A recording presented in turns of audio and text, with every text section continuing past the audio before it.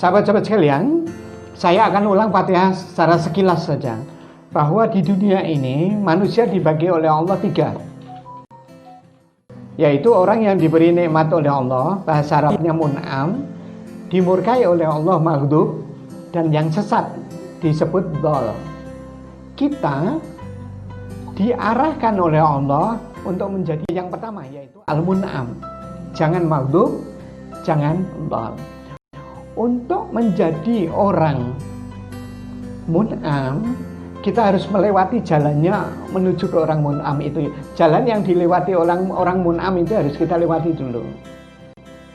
Maka kemudian Allah jelaskan di surat 4 ayat 69, siapa saja orang mun'am itu.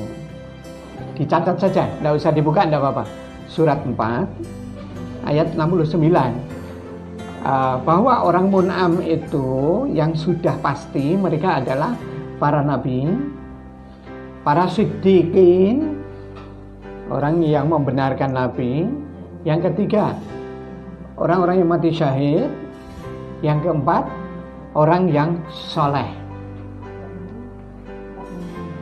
Insya Allah kita akan yang paling sederhana adalah menjadi orang soleh.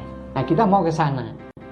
Maka kalau untuk menjadi orang yang diberi nikmat oleh Allah, yang pertama kita cita-citakan dulu diri kita. Cita-citakan bahwa ada orang yang disebutkan oleh Allah orang terhebat, kita harus ke sana. Bahkan Allah pun memberikan doanya ihdinas shiratal mustaqim untuk menuju ke sana. Kita lewati jalannya untuk sampai kita ke sana. Nah, kemudian setelah kita tahu bahwa orang-orang yang sudah diberi nikmat oleh Allah itu 4 tadi di surat 4 ayat 69, para nabi, para siddiqin, orang yang dekat dengan nabi, kemudian orang-orang yang mati syahid dan orang soleh. 4 ini harus kita cari ceritanya. 4 ini harus kita cari ceritanya, kita niru mereka dalam bersikap. Nah, saat di surat yang pertama kita minta ihdina, ihdi itu minta hudan, maka di surat Al-Baqarah, surat yang kedua, dari ayat pertama Allah berfirman, Alif Lam Mim, Dzalikal kitabu hudan. Buku yang sudah saya berikan kepada kamu itulah hudan, itulah betul.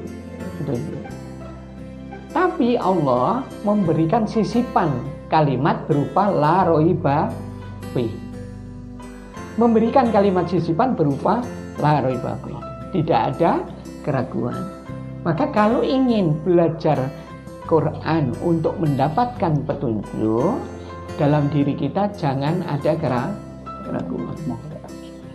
Mungkin salah satu di antara kita akan mengatakan, saya yakin saya tidak ragu terhadap Quran.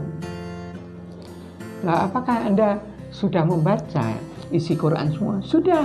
Saya sudah hatam berkali-kali tiap bulan. Tiap bulan saya hatam beberapa kali. Nah, apakah Anda bisa bahasa Arab? Tidak. Nah, dari mana mendapatkan hudanya itu? Harusnya Anda baca Arabnya juga Anda baca terjemahnya. Baru akan Anda rasakan hudan itu, petunjuk itu. Kalau Anda tidak ragu terhadap Quran, maka Anda harus sisipkan waktu khusus dalam 1 hari untuk mempelajari semuanya itu. Dan ada target secepatnya 6.000 ayat untuk dihatamkan. Nanti kemudian diulang kembali.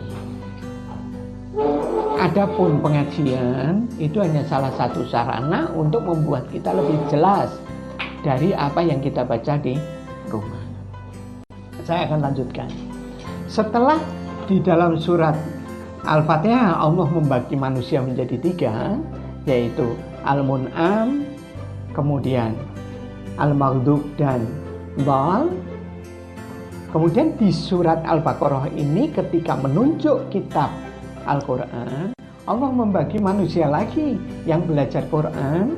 Orang muslim itu dibagi menjadi 3, yaitu yang pertama adalah al-muttaqin. Kalau banyak namanya muttaqun atau muttaqin.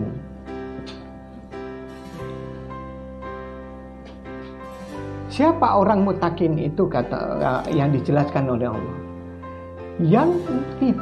Yang merasakan tidak ada keraguan Quran dan menjadikan Quran sebagai petunjuk, itulah orang mutakin.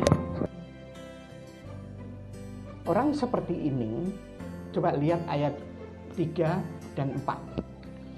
Jika seseorang itu belajar Al-Quran terus siap menjadi mutakin, maka apa yang terjadi? Keimanan kepada yang gaib itu akan bertambah sejalan dengan belajarnya dia Al-Quran. Beriman kepada gaib itu yang paling utama Allah sendiri, ya. Kemudian yang gaib yang lain yang diceritakan oleh Allah.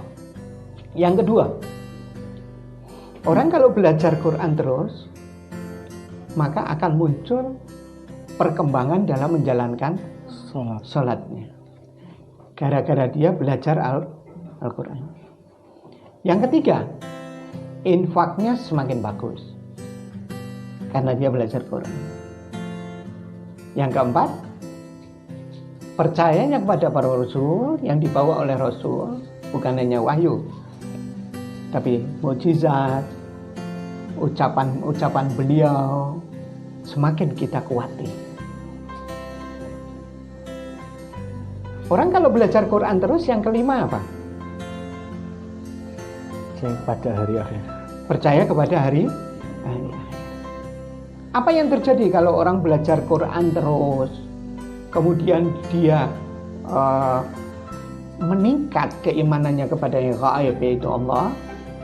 Kemudian yang kedua, ia meningkat kualitas sholatnya, kemudian ia meningkat kualitas infaknya, kemudian ia meningkat kualitasnya belajar tentang apa yang diberikan oleh Rasul, kemudian meningkat kualitasnya beriman kepada hari akhir. Apa yang terjadi?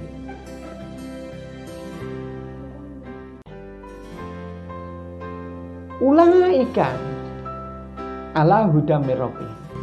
Orang-orang seperti itulah yang akan menerima dan petunjuk ketika dia minta ihdinas shiratal mustaqim. Orang seperti ini akan masuk ke dalam golongan apa? Orang yang beruntung. Jadi ketika orang disodori Quran, kelompok pertama adalah kelompok muttaqin. Kelompok orang yang bertakwa, tidak ragu terhadap Al-Quran, dia jadikan Quran sebagai petunjuk. Akan terlihat dalam kehidupan sehari-harinya, berimannya kepada Allah semakin bagus, dan beriman kepada yang gaib yang lain yang diceritakan oleh Allah dalam Al-Quran. Salatnya semakin bagus, infaknya semakin bagus, percayanya kepada Rasul semakin bagus, dan yang terakhir, percaya kepada hari akhir.